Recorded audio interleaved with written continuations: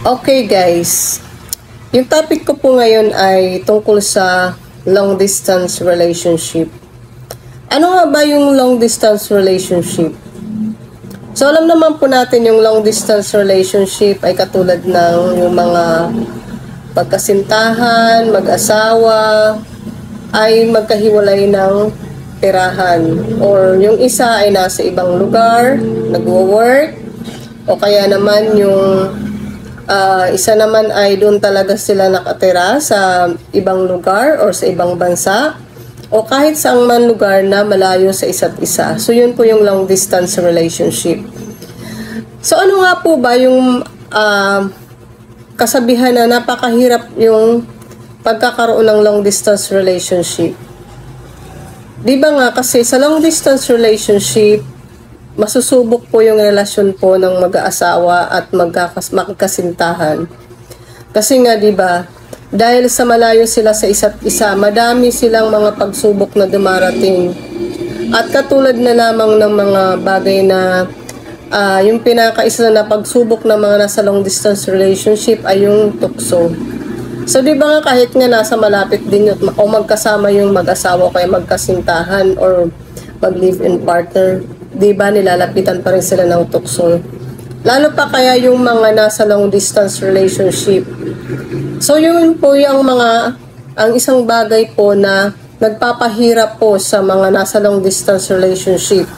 Kaya nga po kailangan po kapag po kayo ay nasa long distance relationship, ay kailangan po meron po kayong mga bagay na ganito sa bawat tao na nasa long distance relationship. Una, napaka-importante po yung oras. Kasi nga 'di ba? Kasi nga long distance kayo tapos yung dahilan kaya kayo magkahiwalay ng tirahan or yung isa or bawat isa sa inyo pares kayo nag-work sa malayo ay dahil nga kayo po ay nagkukulang kayo sa oras. So, kayo po na mga nasa long distance relationship, kailangan po lagi po kayong may time sa isa't isa.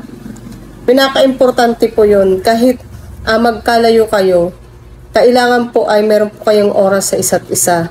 Napaka-importante yun. Kahit na magkasama yung mag-asawa or magkasintahan, nasa malapit lang, kailangan talaga merong oras sa isa't isa. Kahit yung mga family, kailangan lagi may oras din sa isa't isa. Tapos, pangalawa yung efforts. So, dapat parehas kayo, nag-effort kayong dalawa. Di ba kahit halimbawa, busy kayong dalawa, meron pa rin kayong mga bagay na pinagkakasunduan, dapat may effort kayong dalawa. Halimbawa, yung isa nag-effort na magbigay ng message man lang or mag-left ng message at magkumusta, ayun, or mag-text, ganun. So, ayun po yung isa po sa mga efforts na dapat na ginagawa po ng mga nasa long distance relationship. Tapos, pangatlo yung honesty. Yung dapat tapat kayo sa isa't isa. Dapat hindi po kayo nagsisinungaling sa isa't isa. Dapat lagi po ninyong sinasabi kung anong ginagawa nyo sa isa't isa. Ganun. At dapat nagsasabi din kayo sa isa't isa kung anong nangyayari sa inyo sa araw-araw. Kasi nga 'di ba, magkalayo nga kayo. So kailangan dapat nagsasabi kayo or nag-update kayo sa bawat isa. So pangalawa, be loyal. So ayun, parang katulad din ng honesty, kailangan loyal ka rin sa partner mo. Kailangan siya lang talaga. Dapat ilalagay mo sa isip mo na siya lang talaga yung partner mo kahit nasa malayo kayong dalawa. Kailangan maging loyal. Napaka-importante po yun. Pangatlo, or next, yung trust. Napaka-importante talaga sa lahat ng relasyon. Kahit hindi sa long distance relationship, kailangan talaga may trust yung mag-partner. Kasi kung wala kayong tiwala sa isa't isa, madali pong masira yung relasyon nyo. Kapag kayo, lalo na po kapag kayo nasa long distance relationship, talagang sinusubok po kayo ng tadhana na yung trust ninyo ay kailangan matatag kayo, matibay yung trust nyo sa isa't isa. Napaka-importante po yun na meron kayong trust sa isa't isa, yung nasa long distance relationship. Kahit na mga nasa malapit, ganun din. Lahat ng relasyon kailangan may trust sa isa't isa para hindi po masira yung relasyon ninyo. At pinakalas yung communication. Dapat lagi pong nagko-communicate po kayo. Lagi po kayong may chat, may text, Ganon. So, napaka-importante po yung communication. Kahit po sa ang relasyon, dapat may communication po talaga.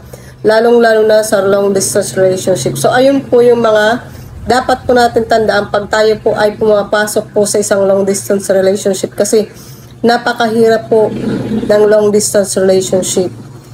So, ayun po yung mga bagay na dapat po nating tandaan kung tayo po ay pumasok po sa isang long distance relationship.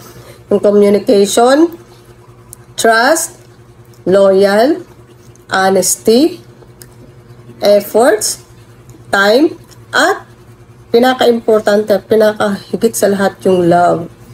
So, kung mayroon kayo doon sa mga nabanggit ko, kung katulad kayo noon, it means mahal na mahal niyo yung isa't isa. Yung pagmamahal ay hindi dapat ninyo mawala sa isa't isa kasi pag hindi mo nyo love yung isa't isa, hindi mo magagawa yung lahat ng nabanggit ko. Ayun. So, napaka-importante talaga. Kaya nga natin ginagawa ang lahat ng yun dahil mahal na mahal natin yung isa't isa. So, sana po may natutunan po kayo sa aking konting advice po sa pagpasok po sa isang long distance relationship. At kung bakit ito po ay isa sa pinakamahirap na relasyon o ito yung pinakamahirap na relasyon yung sa long distance relationship. So, yun lang po.